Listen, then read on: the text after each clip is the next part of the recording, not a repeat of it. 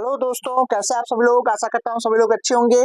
आप सभी को सबसे पहले हमारे YouTube channel one view online classes में सभी का स्वागत है। दोस्तों रेलवे भर्ती 2024 के अकॉर्डिंग आप देखिए रेलवे टेक्नीशियन आरपीएफ के नोटिफिकेशन आ चुके हैं, जिसमें असिस्टेंट लोको पायलट एएलपी का फॉर्म फिलअप हो चुका है और आरआरबी टेक्नीशियन का फॉर्म फिलअप प्रोसेस जारी है।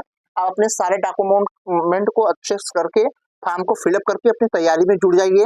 देखो मौका बार बार नहीं मिलता दोस्तों, तो ठीक है। इसमें देखिएगा जो मैं रेलवे के तहत LP technician RPF NTPC RRB JE और ग्रुप डी में जितने भी समान विज्ञान यानी जनरल साइंस के जितने भी मोस्ट टॉपिक हैं ना, मोस्ट टॉपिक हैं दोस्तों, सारे मोस्ट टॉपिक को मैं जो है अच्छे से कराने का प्रयास करूंगा। इसको मैं आपको ऑब्जेक्टिव तौर पे और थ्योरेटिकल तौर पे मैं दोनों पढ़ाने का प्रयास करूंगा ताकि आपका तैयारी बेटर हो सके दोस्तों, ठीक है। आईएएस में देखिए मैं देखता हूं दोस्तों, इसमें जो आज मैं टॉपिक लेकर आया हूं वो टॉपिक देखिएगा 2018 से, याद रखिए 2018 से 2023 तक जितने भी मोस्ट फैक्ट टॉपिक हैं रसायन विज्ञान संबंधित खोज के, वो सारे टॉपिक लेकर आया हूं। वही टॉपिक जो रेलवे में बार बार पूछे जाते हैं या पूछे जाने की अति संभावना है। क्या है? अति संभावना है, अति संभावना दोस्तों, ठीक है। आइए चलते हैं। इसमें पहला क्वेश्चन मैं लिया। पहला क्वेश्चन क्या है देखिए, समझने का प्रयास करिए। कह रहा इलेक्ट्रॉन की खोज किसने किया। तो दोस्तों ये बात करते हैं इलेक्ट्रॉन की खोज की, तो इलेक्ट्रॉन की खोज देखिएगा किसने किया था, तो जे थॉमसन नामक वैज्ञानिक थे। कौन थे? थॉमसन। जे थॉमसन एक वैज्ञानिक थे, याद रखिएगा। इन्होंने क्या किया था, विसर्जन नलिका, कहाँ पे, विसर्जन में जो है इलेक्ट्रॉन की खोज किया था। कहाँ पे? विसर्जन नलिका में इलेक्ट्रॉन की खोज किया था। तो इसका राइट आंसर क्या हो जाएगा? इसका राइट आंसर जे थॉमसन। आइए कुछ इलेक्ट्रॉन के बारे में कुछ फैक्ट में बताता हूँ। इलेक्ट्रॉन के बारे में देखो फैक्ट क्या है। पहला ऑप्शन इसको मैं दे दिया हूँ ताकि आप पीडीएफ में अच्छे से देख लें। देखिए जे थॉमसन का सही राइट आंसर होगा। बात करें इलेक्ट्रॉन के द्रव्यमान की, तो पूछा जाता है इलेक्ट्रॉन का द्रव्यमान कितना होता है। देखिए 9.1 इंटू 10 के पावर माइनस 31 केजी जो होगा वो इलेक्ट्रॉन का द्रव्यमान है। जबकि इलेक्ट्रॉन की खोज कब हुई थी, तो 1897 में विसर्जन नलिका में जे थॉमसन ने किया था। इलेक्ट्रॉन पे जो आवेश होता है दोस्तों वो होता है माइनस में 1.6 इंटू 10 के घाते माइनस कितना होता है, 19 कूलाम होता है, ठीक है दोस्तों। हमें लगता है सारा फैक्ट पॉइंट आपको समझ में आएगा कि जितने भी मोस्ट इंपॉर्टेंट मैंने ये भी मोस्ट इंपॉर्टेंट फैक्ट करा रहा हूँ, ये सारे फैक्ट को आप नोट कर लीजिए दोस्तों, आपके लिए बहुत ही महत्वपूर्ण होगा रेलवे की दृष्टि से। आइए देखिएगा अगला क्वेश्चन है कि प्रोटॉन की खोज किसने किया था। कह रहा जे थॉमसन ने, रदरफोर्ड ने, गोल्डस्टीन ने या निल्स बोर ने। तो इसका राइट आंसर क्या होगा? गोल्डस्टीन। कौन सा? देखिए गोल्डस्टीन ने क्या किया, गोल्डस्टीन ने किसकी खोज की, इन्होंने प्रोटॉन की खोज की थी, ठीक ना। प्रोटॉन की खोज की, जबकि खोज की था, कब किया था, ये 1886 ईस्वी में जो एनसीईआरटी किताब में दिया है। उसके बाद में देखिएगा 1911 में इसका नामकरण जो है, इसका नामकरण किसने दिया, तो रदरफोर्ड नामक वैज्ञानिक ने इसका नामकरण दिया था, ठीक है दोस्तों। आइए इसके फैक्ट के बारे में कुछ मैं बता दूं। तो ये बात करते हैं गोल्डस्टीन, इसका राइट आंसर गोल्डस्टीन होगा। प्रोटॉन की खोज कब हुई थी? 1886 में, जैसे कि यहाँ दिखाया गया है ना। और उसके बाद 1911 में रदरफोर्ड ने इसका नामकरण किया। प्रोटॉन पे जो आवेश होता है वो आवेश होता है प्लस में 1.6 इंटू 10 के घाते कितना, माइनस 19 कूलाम होता है। जबकि यहाँ देखिएगा, यहाँ क्या है, इसका द्रव्यमान की बात करें, इसका द्रव्यमान कितना होता है, तो इसका द्रव्यमान की बात करें, अरे सॉरी आवेश की बात करें, तो प्रोटॉन का द्रव्यमान जो होता है, जो प्रोटॉन का द्रव्यमान होता है वो 6.72 इंटू 10 की पावर माइनस 27 केजी होता है दोस्तों ना, जैसा सब फैक्ट पॉइंट में दिखाया गया हूँ। सारे फैक्ट पॉइंट का आप नोट कर लीजिए, यही आपके एग्जाम में पूछे जाएंगे दोस्तों, ठीक है। बात करते हैं दोस्तों न्यूट्रॉन की। तो न्यूट्रॉन की खोज किसने किया था, तो बात करें न्यूट्रॉन की खोज की, तो न्यूट्रॉन की खोज कर रहा बेजेलियस या निल्स बोर या डाल्टन या जेम्स चैडविक। तो इसका राइट आंसर क्या होगा दोस्तों, जेम्स चैडविक। कौन सा? James Chadwick. जेम्स चैडविक ने किसकी खोज किया था, न्यूट्रॉन की खोज की थी ना। तो आइए न्यूट्रॉन की खोज कब हुई थी, तो 1932 में न्यूट्रॉन की खोज हुई थी। आइए इसके फैक्ट पॉइंट के बारे में थोड़ा सा मैं जान लेता हूँ दोस्तों। देखिए बात करना है, जेम्स चैडविक जो है न्यूट्रॉन की खोज की थी। न्यूट्रॉन की खोज कब 1932 में हुई थी। न्यूट्रॉन पे कोई आवेश नहीं होता।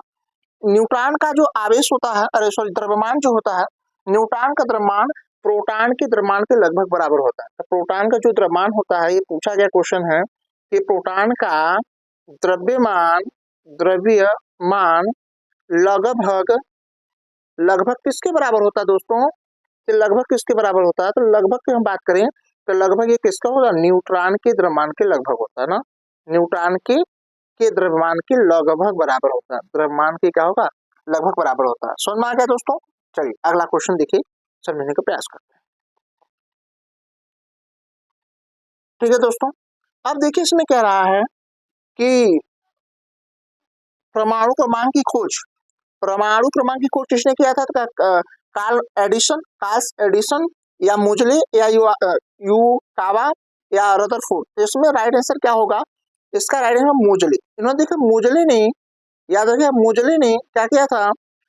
परमाणु परमाणु क्रमांक की खोज की। किसकी खोज की? परमाणु क्रमांक की खोज की। इसी के आधार पर देखिएगा मोजले ने कौन सा आधुनिक आवर्त सारणी दी? कौन सा? आधुनिक आधुनिक आवर्त सारणी जो है, आवर्त सारणी सारणी किसने दिया था? आधुनिक आवर्त सारणी किसने दिया था? ये मोजले ने दिया था। क्यों दिया था? जब उन्होंने परमाणु क्रमांक की खोज कर ली तब दिया था। ठीक है दोस्तों, देखिए कुछ फैक्ट पॉइंट है इसमें। देखिए मोजले, बात करते हैं मोजले, राइट आंसर होगा। अब देखिए जो यहाँ है ए बराबर क्या होता है? Z plus N.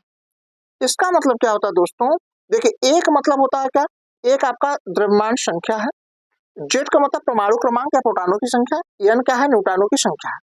अब आखिर में प्रोटॉनों की संख्या निकालना होगा, तो देखिए इस प्रकार से हम क्या करूंगा, इसको इधर लेकर आऊंगा तो जेड बराबर कितना होगा? ए माइनस एन। ठीक, इस प्रकार से क्या होगा? हमें प्रोटॉनों की संख्या मिल जाएगी। तो इसमें देखिए फैक्ट पॉइंट में क्या है दोस्तों? इसमें देखिए जेड क्या है? जेड क्या है? परमाणु क्रमांक बराबर प्रोटॉनों की संख्या है। ये द्रव्यमान संख्या है, जबकि एन क्या है? न्यूट्रॉनों की संख्या है।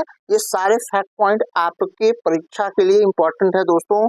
आप इसको इग्नोर मत करिए, अच्छे से नोट करिए, अच्छे से देखिए, पूरा वीडियो देखिए। जानकारी में बहुत मेहनत से आपको वीडियो बनाया हूँ, बहुत मैंने इसको 2 दिन इस पर समय लगाया हूँ अच्छा से अच्छे से, ताकि आपकी परीक्षा में यहीं से क्वेश्चन देखने को मिले दोस्तों। इसमें देखिए कह रहा है पॉजिट्रॉन की खोज किसने किया था दोस्तों? बात करते हैं पॉजिट्रॉन। तो पॉजिट्रॉन की खोज किसने किया था? तो पॉजिट्रॉन की खोज करता है जेम्स चैडविक कह रहा है, डाल्टन कह रहा है, मोजली कह रहा है, या कार्ल एडिसन। तो इसका राइट आंसर क्या होगा दोस्तों? कार्ल एडिसन ने किसका खोज किया था? पॉजिट्रॉन की खोज की। किसका? पॉजिट्रॉन पॉजिट्रॉन की खोज की। ठीक है दोस्तों,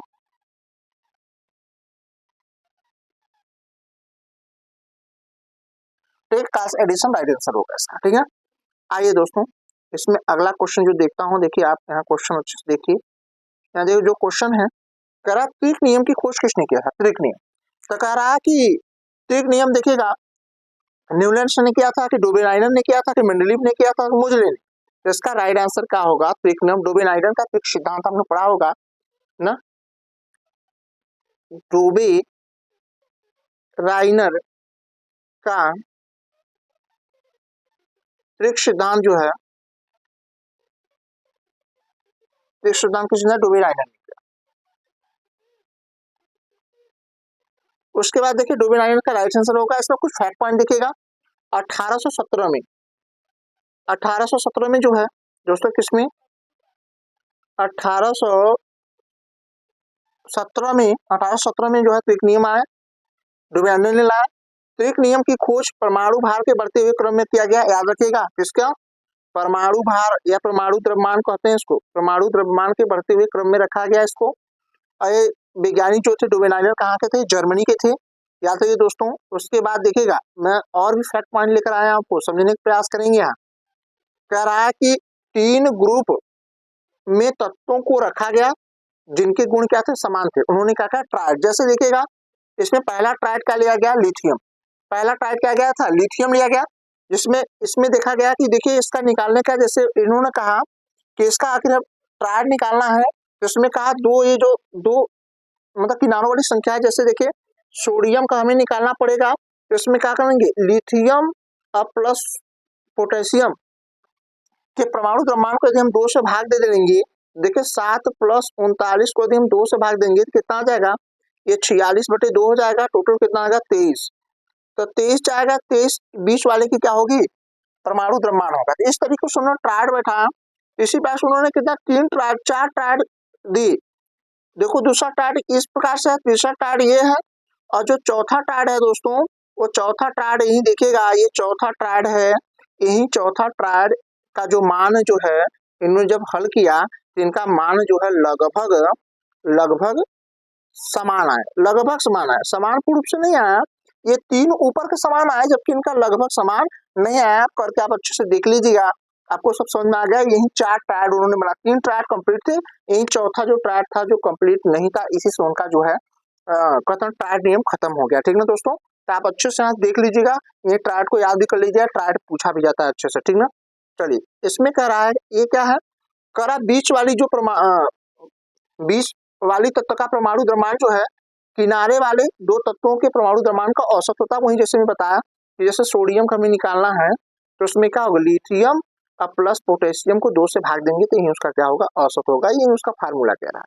चलिए अगला क्वेश्चन दोस्तों, बात करते हैं अष्टक नियम। तो देखिए अष्टक नियम की खोज किसने किया, करा नील्स बोर ने किया, आबाउ ने कहा, न्यूलैंड्स ने किया, रूबेन आइडन ने किया।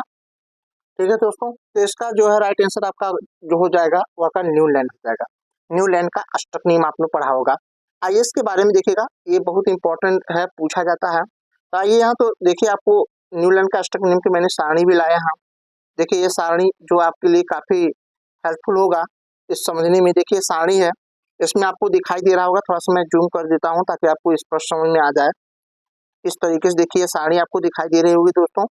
अभी सारणी को थोड़ा सा आप गौर से देखने का प्रयास करेंगे कि इसमें देखिए इस प्रकार की, देखिए ऐसी सारणी है, देखो इस प्रकार के ग्रुपों में बांटा, इस तरीके से देखिएगा। इसमें देखिए यही देखो, ये हाइड्रोजन परिवार के तत्व हैं।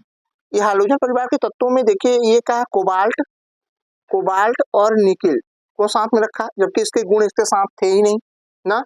जबकि देखिए यहाँ पे देखिएगा, इस प्रकार के तत्वों को ऐसी जगह रखा गया जहां जिसके गुण मैच नहीं किए, इसलिए इसका जो अष्टक नियम स्पष्ट नहीं हो पाया।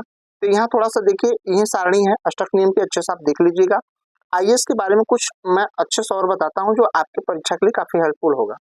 तो देखिए इसमें जो है दोस्तों, पहला इसका जो सारणी की बात आई, तो जो अष्टक नियम आया था वो 1863 में आया था। कब आया, 1863 में अष्टक नियम की खोज हुई। ये इंग्लैंड के वैज्ञानिक थे। ये परमाणु द्रव्यमान के बढ़ते हुए क्रम में खोजा गया। परमाणु द्रव्यमान याद रखिएगा, क्वेश्चन इंपॉर्टेंट है, ये पूछेगा, परमाणु द्रव्यमान पर आधारित है, किस पे, परमाणु द्रव्यमान पे। इस उस समय ज्ञात तत्वों की संख्या कितनी थी, 56। जब इनका खोज हुआ तो उसमें प्रकृति में 56 तत्व जो मौजूद थे। ठीक है दोस्तों, और फैक्ट पॉइंट देखिएगा, जो इसमें 56वां तत्व था, करा न्यूलैंड की तालिका का जो 56वां तत्व था वो कौन था, किस पे समाप्त हुई, थोरियम पे। किस पे, थोरियम पे समाप्त हुई। 8वें तत्व का गुण पहले तत्व के गुण से क्या हो रहा, मैच हो रहा। जैसे पहले के गुण 8वें से, उसी प्रकार से 8वें गुण 15वें से, इस बार 15वें का गुण जो है, यहाँ देखिए 15वें का जो गुण था वो 23वें से मिलता जुलता आया। ठीक है, उस तालिका में देखिए ये इनकी जो नियम था अष्टक नियम, वे कैल्शियम परमाणु तक ही केवल मान हो पाया। किसके तक, कैल्शियम तक, कैल्शियम तक मान हुआ। ठीक है दोस्तों, कैल्शियम तक मान हुई। ठीक ना, ये क्या हुआ, कैल्शियम तक मान हुई। तो इतनी आपको पता होगा। उसके आगे देखिएगा, थोड़ा सा कुछ फैक्ट पॉइंट और मैं लाया हूँ। इसमें कह रहा है कि अगला पॉइंट है कि न्यूलैंड की तालिका में ना, न्यूलैंड की तालिका में कोबाल्ट और निकिल को हैलोजन समूह के साथ रखा गया, जो यही क्या था उनका गलत था कि उनका समान गुण वाले तत्वों को रखा गया था, उन्होंने गुण मैच कर, ऐसा हैलोजन परिवार का गुण जो है कि कोबाल्ट और निकिल के साथ नहीं मैच करता था, और जबकि इनका गुण इनके साथ मैच करता था आयरन को, तो आयरन के इनसे दूर रखा गया। तो ये कुछ कमियां थी इनकी। ठीक ना, तो आप जितने फैक्ट पॉइंट आपको परीक्षा में पूछे जा सकते हैं वो सारे फैक्ट पॉइंट को मैंने यहाँ रखा हूँ दोस्तों। आप इसको फैक्ट पॉइंट को अच्छे से नोट करिए या नोट्स बनाते चलिए। मैं ऐसे ही फैक्ट पॉइंट का क्वेश्चन मैं कराता रहूंगा। ठीक है दोस्तों, आइए इसमें अगला क्वेश्चन कह रहा है, कि मूल आवर्त सारणी की खोज किसने किया था। तो मूल आवर्त सारणी की खोज देखिए करा न्यूलैंड ने, जेम्स चैडविक ने, मोजले ने, मेंडलीफ ने। तो देखो मेंडलीफ जो है मूल आवर्त सारणी की खोज किया था। ठीक है दोस्तों, आइए इसके फैक्ट के बारे में बताऊं कुछ जो इंपॉर्टेंट फैक्ट लेकर आया हूँ। इसका राइट आंसर क्या होगा, मेंडलीफ। मेंडलीफ की मूल आवर्त सारणी की खोज कब हुई थी, 1869 में इसकी खोज हुई थी दोस्तों। मेंडलीफ ने 1872 में जर्मन पत्रिका में मेंडलीफ की मूल आवर्त सारणी छपी न, उसमें छपी थी, याद रखिएगा। बनी थी कब? 69 में। छपी कब? 72 में। आगे अगला क्वेश्चन देखिएगा, अगला पॉइंट इसमें है कि मूल आवर्त सारणी, जो मूल आवर्त सारणी है ये परमाणु क्रमांक के आधार पर है, परमाणु द्रव्यमान क्रमांक नहीं, सॉरी, परमाणु द्रव्यमान के आधार पर ना, परमाणु द्रव्यमान के आधार पर इसको क्या किया गया? परमाणु द्रव्यमान के आधार पर इसको बनाया गया। उसमें ज्ञात तत्वों की संख्या कितनी? 63। देखिए न्यूलैंड के एस्ट्रोनॉमी में 56 था, जबकि यहाँ कितने तत्व ज्ञात थे? 63 तत्व ज्ञात थे। आइए यहाँ मैं कुछ आपको मैं बता दूं, यहाँ देखिए थोड़ा सा मैं आपको समझाने का मैं प्रयास करूं। देखिए थोड़ा सा मैं यहाँ जूम करके आपको दिखा देता हूँ ताकि आवर्त सारणी आपको देखने में थोड़ा सा आसान हो जाए। देखिए दोस्तों, यहाँ थोड़ा मैं समझाने का आपको प्रयास कर रहा हूँ। देखिए ये आवर्त सारणी में, मूल आवर्त सारणी में देखिएगा कुल 8 क्या थे? वर्ग थे। क्या थे? 8 वर्ग थे। अच्छा, वर्ग नहीं कहा गया था इसको, 36 पंक्तियां कहा गया। इसको वर्ग इन्होंने नाम नहीं दिया था, इन्होंने इसका नाम क्या दिया था? ये आठ जो मतलब कि ऊर्ध्वाधर कॉलम थे, उन्होंने उसको क्या नाम दिया था? ये ऊर्ध्वाधर कॉलम कहा गया। 8 ऊर्ध्वाधर कॉलम थे और इसमें 6 36 पंक्तियां थी ना, 36 पर 8 ऊर्ध्वाधर कॉलम और 6 36 पंक्तियां थी। देखिए 6 36 पंक्तियां कौन सी? 1 2 3 4 5 6 थी।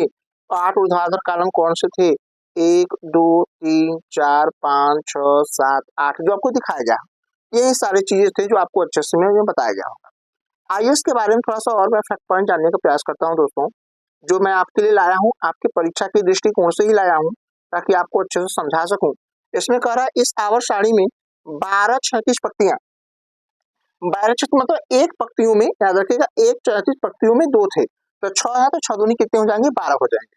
इसमें 8 ऊर्ध्वाधर कॉलम थे ना, कॉलम थे, जिन्हें क्या कहा गया? ग्रुप कहा गया। और इन 12 36 पंक्तियों को श्रेणी कहा गया। याद रखिएगा मूल आवर्त सारणी में इसको श्रेणी कहा गया था 36 पंक्तियों को, जबकि ऊर्ध्वाधर पंक्तियों को क्या कहा गया था? ग्रुप यानी समूह कहा गया। ठीक है दोस्तों, आइए अगला क्वेश्चन देखिए, कह रहा है यहाँ देखिए कह रहा है आधुनिक आवर्त सारणी की खोज किसने किया? तो आधुनिक आवर्त सारणी को न्यूलैंड ने किया या मोजले ने किया या मेंडलीफ ने किया? कह रहा कि निल्स बोर ने। तो इसका राइट आंसर क्या होगा दोस्तों? मोजले ने। इसका राइट आंसर क्या होगा? मोजले। मैं बताया कि मोजले जो है परमाणु क्रमांक की खोज की, तो जो मूल आवर्त सारणी आई थी, ये क्या आधुनिक आवर्त सारणी, मूल नहीं, आधुनिक आवर्त सारणी जो आया था दोस्तों, आधुनिक आवर्त सारणी जो है वो परमाणु क्रमांक पर आधारित थी। क्या थी? परमाणु क्रमांक पर आधारित थी। ये परमाणु क्रमांक के बढ़ते हुए क्रमों में रखा गया, तो इसका राइट आंसर मोजले हो जाएगा। आइए इसके कुछ फैक्ट पॉइंट के बारे में आपको बता दें दोस्तों। इसका फैक्ट पॉइंट क्या है? देखो मोजले ने किया था। आधुनिक आवर्त सारणी की खोज देखिएगा 1913 में किया गया, परमाणु क्रमांक के आधार पर किया गया। परमाणु क्रमांक की खोज किसने? मोजले ने किया था। ये फैक्ट पॉइंट मैंने बताया। यही आप देखें आधुनिक आवर्त सारणी है, थोड़ा सा मैं आपको बता दूं, ये थोड़ा सा आप इसको आप देख ही रहे होंगे दोस्तों। ये देखिए आधुनिक आवर्त सारणी है। इस आधुनिक आवर्त सारणी में देखिए 7 ऐसे क्षैतिज पंक्तियां थी। इस 7 क्षैतिज पंक्तियों को जो है कि मोजले ने क्या किया? इसको कहा भैया ये आवर्त है। क्या कहा? इन्होंने कहा आवर्त है, जिसकी संख्या 7 होती है। और इन्होंने 18 ऐसे वर्ग बनाए, 18 ऐसे वर्ग बनाए। देखिएगा इस प्रकार से 18 ऐसे वर्ग बनाए। इस 18 जो मतलब ऊर्ध्वाधर कॉलम थे, उन्होंने का 18 ऊर्ध्वाधर कॉलम था, जिसका नाम उन्होंने वर्ग रखा। ठीक है दोस्तों, आईएएस के बारे में कुछ और मैं फैक्ट पॉइंट लिया हूँ जो आपको समझा दूं। देखिए जो आवर्त सारणी है, आधुनिक आवर्त सारणी जो है, इसमें आपको बता दें आधुनिक आवर्त सारणी में ना देखिए 7 वर्ग होते हैं, 18 वर्ग होते हैं ना, 7 आवर्त और 18 वर्ग होते हैं और 4 ब्लॉक होते हैं, जैसे एस पी डी एफ न कहते हैं, एस पी डी एफ, ये ब्लॉक होते हैं 4। ठीक है दोस्तों, आइए इसके बारे में और आगे चलते हैं। कह रहा कि इलेक्ट्रॉन के आवेश की खोज, यानी इलेक्ट्रॉन के आवेश की खोज किसने किया था? तो इलेक्ट्रॉन के आवेश की खोज देखिएगा किसने किया था दोस्तों? तो इसका राइट आंसर होगा मिल्टन। कौन सा?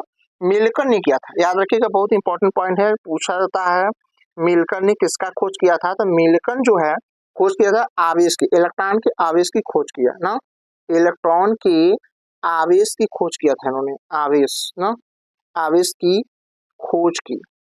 समझ में आ गया दोस्तों? आवेश की खोज की। आइए अगला क्वेश्चन, अब यहाँ देखिए राइट आंसर क्या है? मिल्टन हो जाएगा दोस्तों।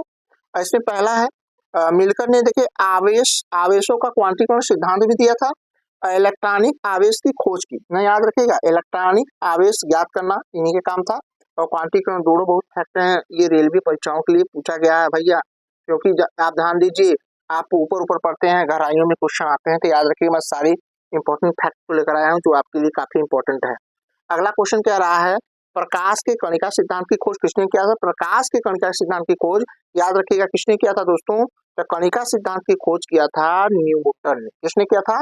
न्यूटन ने कणिका सिद्धांत की खोज की। आइए इसके बारे में और कुछ फैक्ट पॉइंट न्यूटन के बारे में बता दूं। न्यूटन, देखिए राइट आंसर क्या होगा? न्यूटन होगा। इसमें फैक्ट पॉइंट क्या है? न्यूटन का नियम या न्यूटन की गति का नियम न्यूटन ने ही दिया था। और गुरुत्वाकर्षण नियम भी, जो गुरुत्वाकर्षण नियम नहीं होता, F बराबर ना G m1 m2 बटे क्या होगा r², ये नियम किसने दिया था? ये जो है कि न्यूटन ने ही दिया था। आइए अगला क्वेश्चन दोस्तों, ये अगला क्वेश्चन कह रहा है कि प्रकाश का तरंग सिद्धांत किसने दिया था? प्रकाश का देखिए कणिका सिद्धांत न्यूटन ने, तरंग सिद्धांत किसने दिया था? हाइगेंस ने दिया था। ठीक है दोस्तों, ये इंपॉर्टेंट है, बहुत इंपॉर्टेंट पॉइंट में मैं आपको बता रहा हूँ, याद रखिएगा।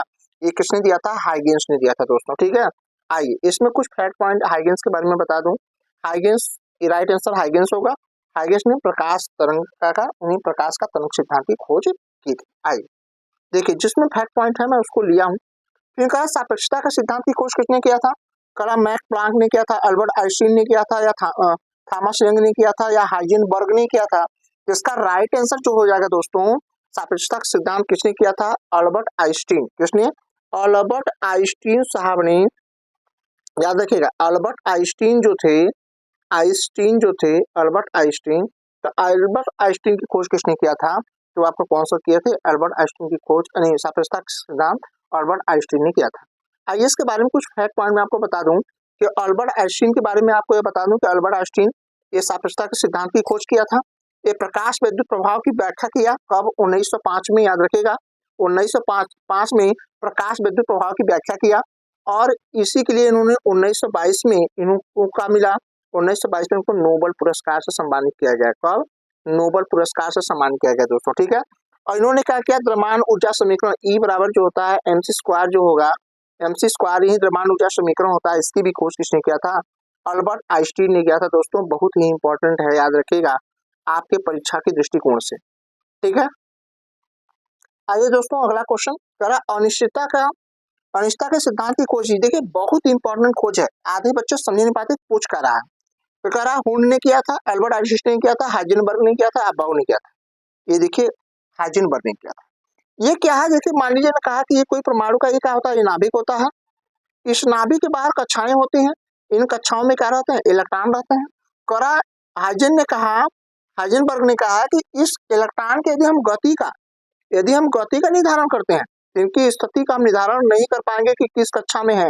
यदि तो स्थिति का निर्धारण कर पाएंगे कि पहली कक्षा में है, तो ये नहीं बता पाएंगे कितनी स्पीड से गति कर रहा है।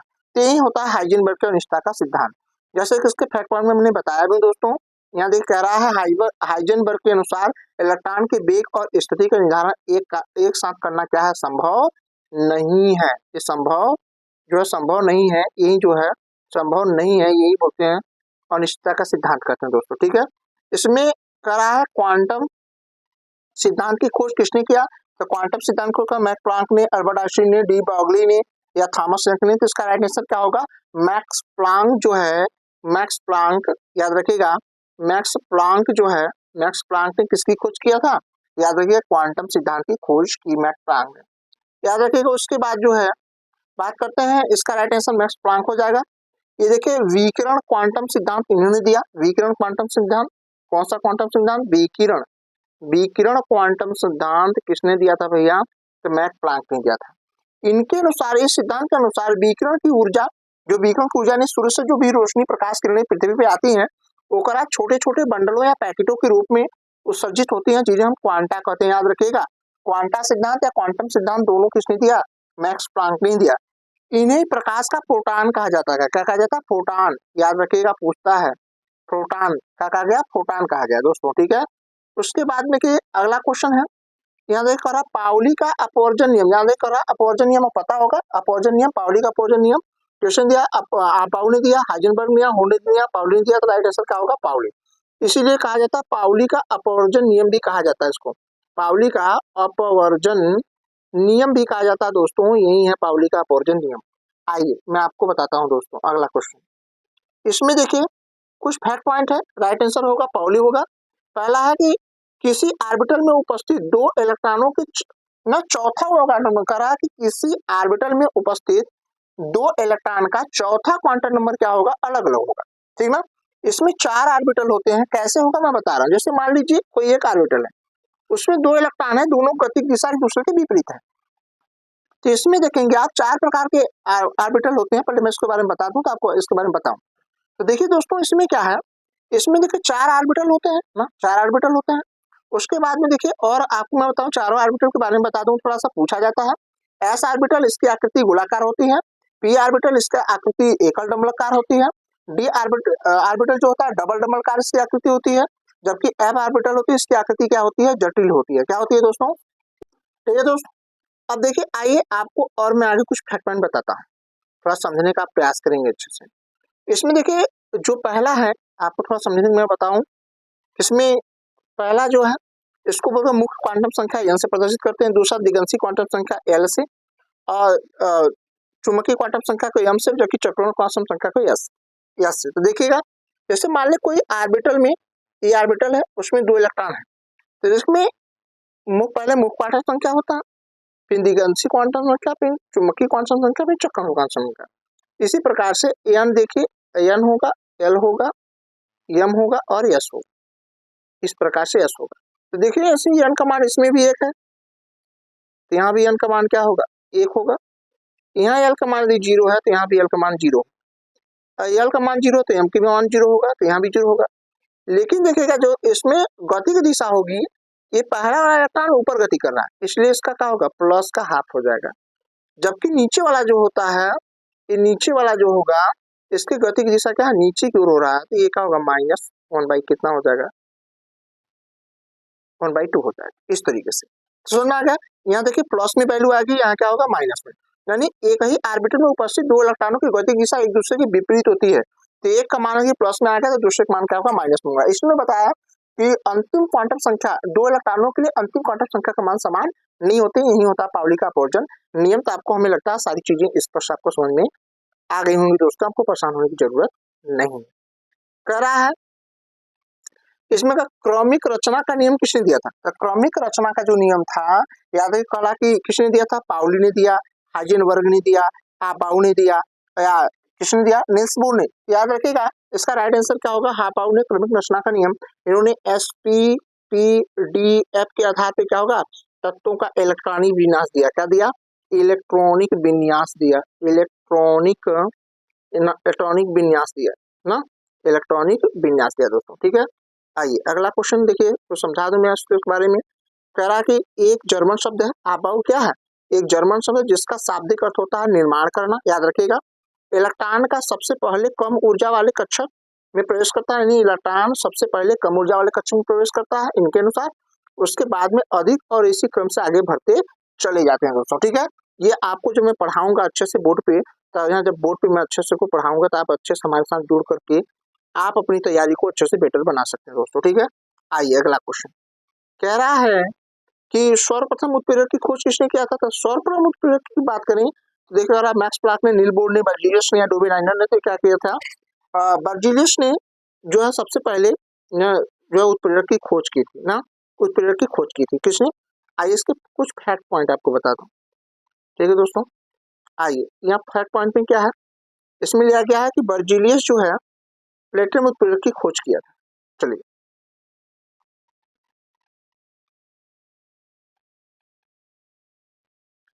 परमाणु सिद्धांत, अगला क्वेश्चन है दोस्तों। अगला क्वेश्चन है परमाणु सिद्धांत की खोज किसने किया था?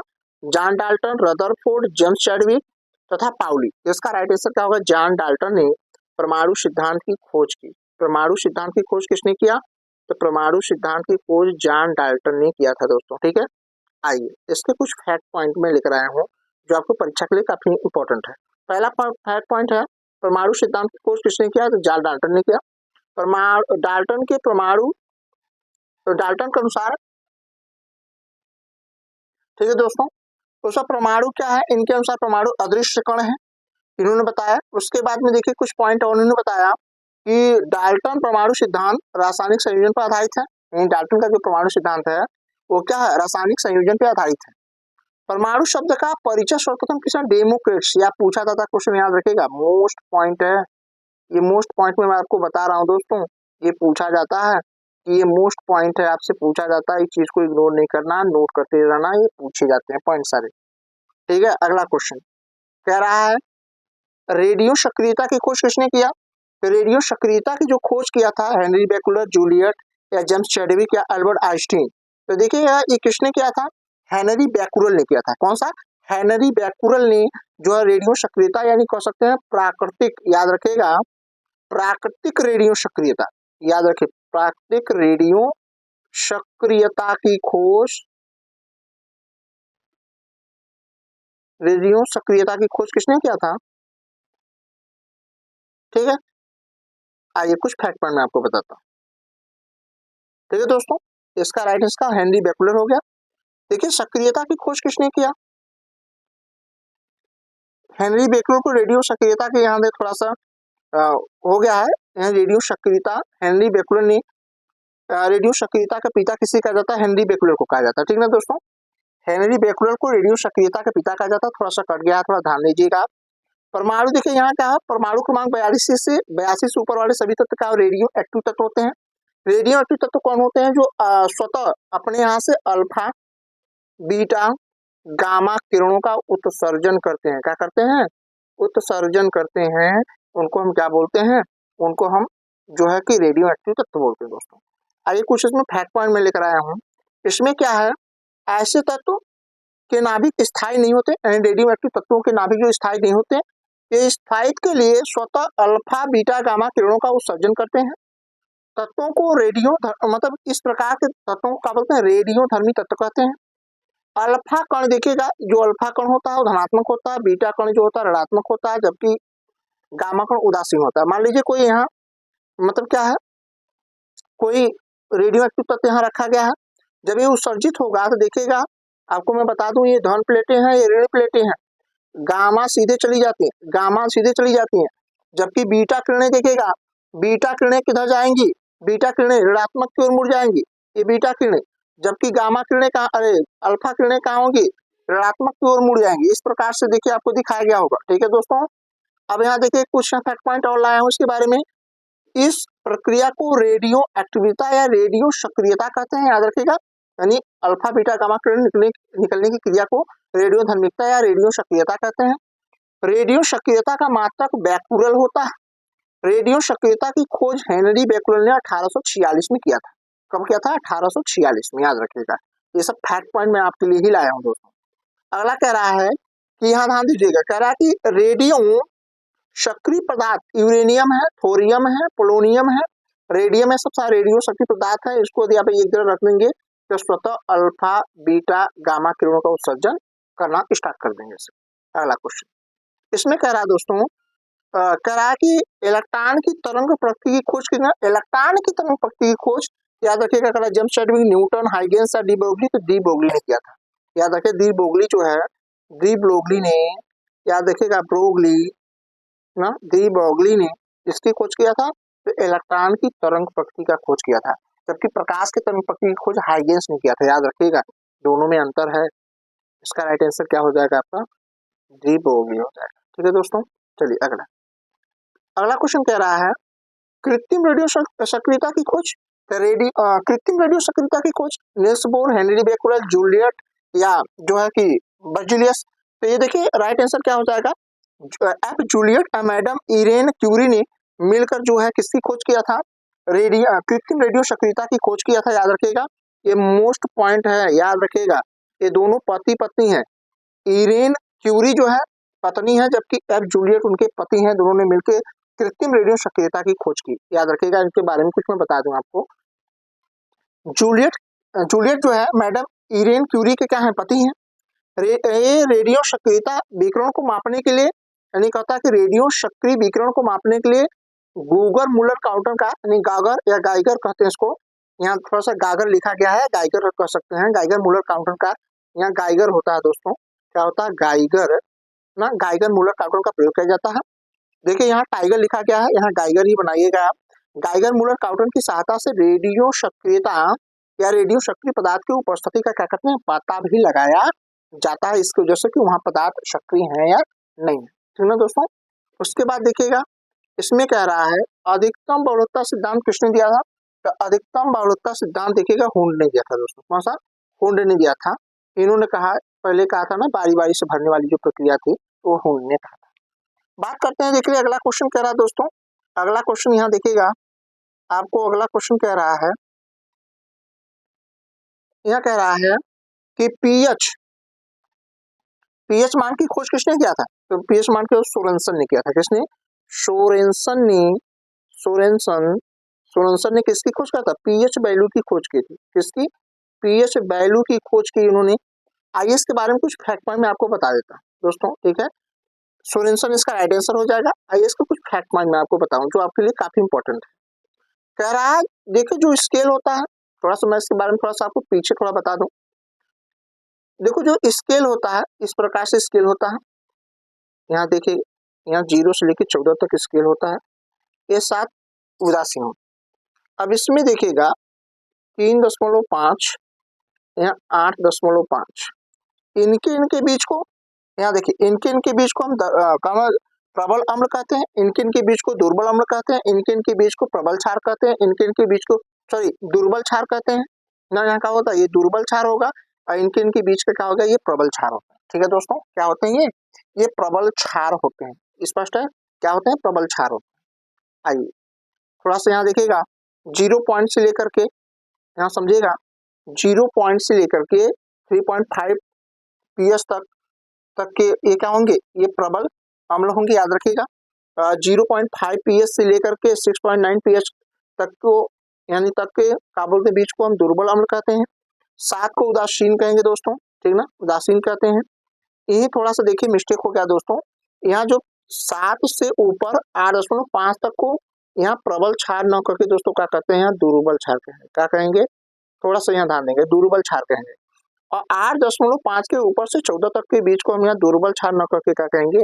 यहाँ प्रबल क्षार होता है। ये थोड़ा सा ध्यान देना है, हो जाती है मिस्टेक थोड़ा सा, प्रबल क्षार होता है। ठीक है दोस्तों, आइए अगला क्वेश्चन। अगला क्वेश्चन है, कह रहा है कि विद्युत अपघटन का नियम किसने दिया था? तो याद रखिएगा इसका माइकल फैराडे जो है, माइकल फैराडे यानी फैराडे ने, याद रखिएगा, विद्युत अपघटनी का नियम दिया था। विद्युत अपघटन का नियम उन्होंने दिया था। दोस्तों देखिए यही 25 क्वेश्चन की सीरीज थी, 25 प्लस क्वेश्चन की सीरीज मैंने लेकर आया।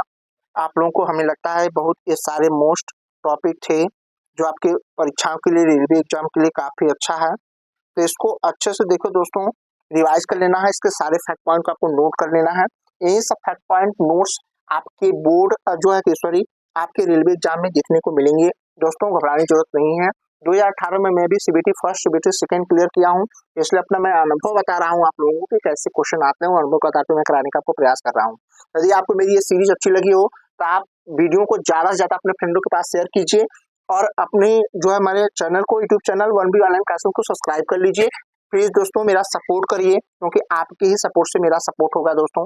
मेरा जो होगा मैं उसी मोटिवेशन के साथ और भी अच्छे अच्छे क्वेश्चन को मैं आपको बना के दूंगा दोस्तों। तो मिलता हूँ उससे नेक्स्ट जो है कि क्लास में। तब तक मेरे चैनल को क्या करें? सब्सक्राइब कर लेना है और उसके बाद में नोटिफिकेशन ऑन करना है ताकि आपको सारे सूचनाएं मिलती रहें। और उसके साथ साथ दोस्तों चैनल को सब्सक्राइब जरूर कर लीजिएगा और कमेंट जरूर करिएगा आप हमारा वीडियो कहाँ से देख रहे हैं। तब तक के लिए थैंक यू सो मच दोस्तों। ठीक ना, थैंक यू सो मच।